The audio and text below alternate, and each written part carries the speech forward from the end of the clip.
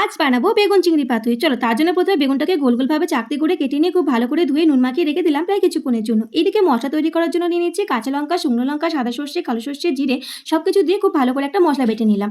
মশলা butter মধ্যে দিয়ে দিলাম সর্ষের তেল, হলুদ, নুন দিয়ে খুব ভালো করে মেখে নিয়ে অবশেষে দিয়ে দিলাম চিংড়ি মাছটাকে।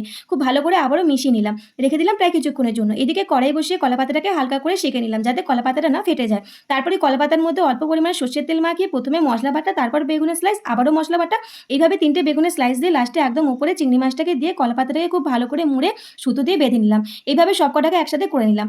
বন্ধুরা, তোমরা যদি আমার চ্যানেল নতুন হয়ে থাকো তাহলে অবশ্যই আমার চ্যানেলটিকে সাবস্ক্রাইব করতে ভুলো না এরকম নতুন নতুন ভিডিও পাওয়ার জন্য।